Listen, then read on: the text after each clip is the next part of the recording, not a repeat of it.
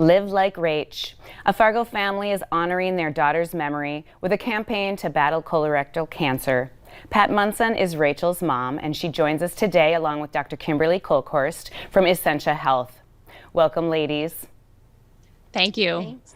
So first, I want you to tell us all about Rachel. Well, that would take probably a couple shows, I'm but sure. I'll keep it short. Rach was short. She was a small person, but she had a huge personality, and that's why I think we miss her so much. But she was bright, full of life. She was a Fargo resident, graduated from Shanley High School. Then went on to graduate from the University of North Dakota, double major in political science and communications. She was a good communicator. She could always make her points, particularly with her mother. She went on to law school after that and graduated with high honors. Following graduation, she went to work first in Fargo with a company that is a global company. And she worked for them on the East Coast, temporary offices, and then eventually was hired to take over a permanent position in New York City. So from that point on, she became a New York City girl and loved it. Was there forever. And so things were going great for her. She had a great life. She had friends. In fact, there were so many friends from Shanley High School there that her roommates were good friends from Shanley High School. They lived in a very tiny apartment, as you would have to in New York City. So they just had great time, great fun in New York. They made friends easily. Rachel is someone that if you meet, she is your friend forever. She laughed. She loved hugely. If you met her once, you were her friend forever. In 2015, she met a young man, or we met a young man that she had met while she was clerking for Representative Pomeroy in D.C. about 10 years prior. And they struck up a friendship, a romance, and then were engaged to be married. They were married in October of 16, but so much preceded that day. In order for Rach to get to that day, she had to deal with the diagnosis that she obtained in October of 2015, a diagnosis of stage 4 colorectal cancer.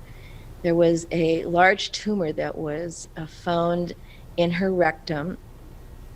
The cancer had spread to her liver. There were 3 large tumors in her liver, and it had also metastasized to her lungs. So at that stage, it was stage 4.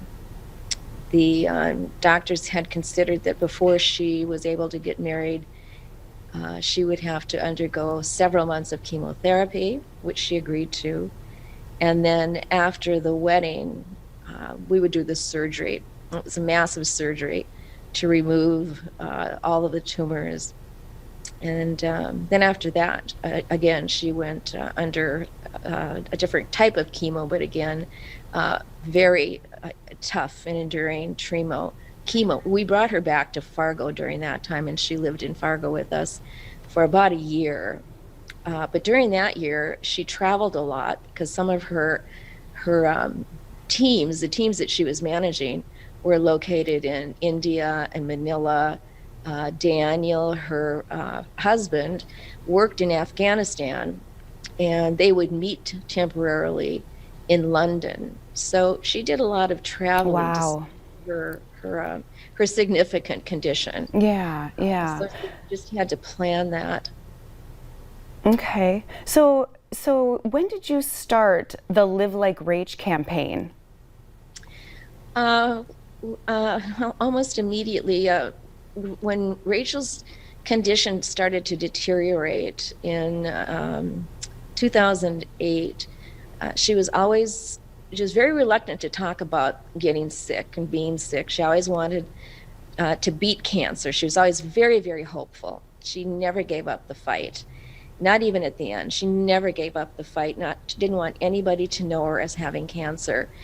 But in October of 2018, she called me and she said, I want you to come out and be with me in New York. And I said, okay. I dropped everything. I went out with her.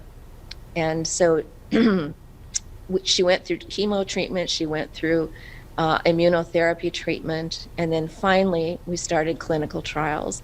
And so now we're up into December of 2018 and nothing's working. The lungs are bad. The liver is deteriorating. And she's at a point where she knows that, she doesn't have much longer to live. She starts to write this beautiful blog and doesn't quite finish it. But she's talking about life and others and how it's important for us to get the message across that other people can't do what happened to her. Okay. So she asks me to go on a mission and raise awareness so that others don't find themselves in the same situation as she did. And so Live Like Rach came about.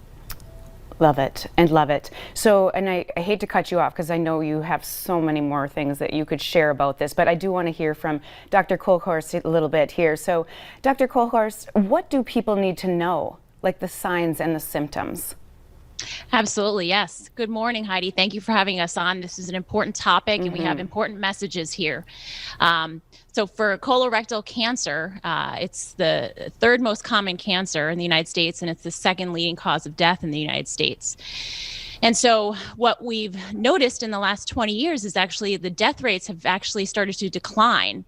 And that's all thankful to the advent of colonoscopies. And so since the advent of colonoscopies, we've seen a 53% decrease in deaths from colorectal cancer. However, the big message we have today is the fact that colorectal cancer is actually on the rise now in younger patients, those under the age of 50. And so just like with Rach's story, these patients aren't necessarily having the opportunity to get screening colonoscopies, so it's more important that they really pay attention to symptoms. And so as you can see, we've got this bar graph up here to talk about the symptoms, and it's important that you pay attention to your symptoms, and most importantly, don't be afraid to speak up.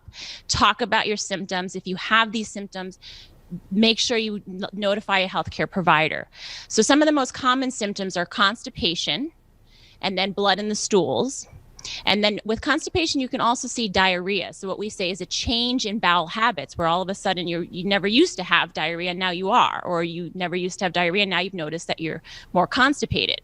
You can also see a change in stool caliber, where the stools can become more ribbon-like, and that could be secondary to narrowing that the cancer is causing within the colon lining. You can see rectal bleeding. You can have abdominal pain, bloating. You can have unintentional weight loss, weakness or fatigue. Sometimes you can even just have a new diagnosis of anemia, which was the case for Rachel.